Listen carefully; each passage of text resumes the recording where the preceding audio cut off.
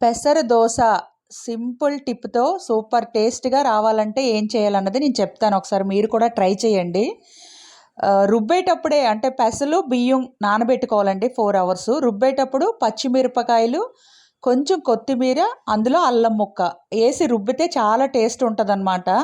చాలామందేంటంటే దోస పైన ఆహ్, టీ మళ్ళీ మైదా కూడా ఏసుకోవాలి అందులోనే రుబ్బేటప్పుడే. కొంచెం మైదా. అది చాలామందేంటంటే దోసేసేటప్పుడు దాన్ని ముక్కలు కట్ చేసేస్తారు. కొందరికి ఇష్టం ఉండదు తినరనమాట. ఇలా కూడా ఒకసారి ట్రై చేయండి. చాలా ఇష్టంగా తింటారనమాట. ఇలా రుబ్బిన తర్వాత 4 అవర్స్ పక్కన పెట్టుకోవాలనమాట. బాగా పులుస్తదండి పిండి. అప్పుడు ఇంకా టేస్ట్ ఉంటదనమాట. అందులో సాల్ట్ ఏసుకోవాలి రుచికి తగ్గట్టు. కొంచెం పసుపు కూడా ఏసుకోవాలనమాట. దోస కలర్‌గా కనిపిస్తది కలర్‌ఫుల్‌గా. కొంచెం పసుపు. ఇలా 4 అవర్స్ పక్కన పెట్టుకొని ఏసుకుంటే చాలా టేస్ట్ ఉంటది. ఇప్పుడు ఏసి చూపిస్తాను చూడండి.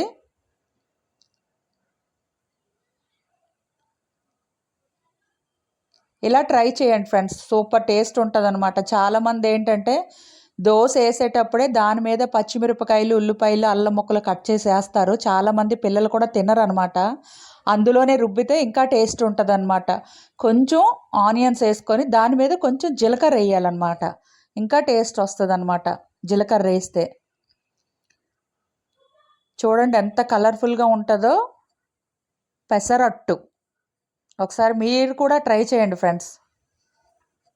సింపుల్ టిప్ అనమాట. ఏం లేదు మైదా ఏసుకోవాలనమాట. మైదా చాలామందేంటంటే ఎయ్యరు. ఏస్తే చాలా టేస్ట్ వస్తదనమాట. ఇలా వస్తదనమాట ఫైనల్‌గా పెసరట్టు.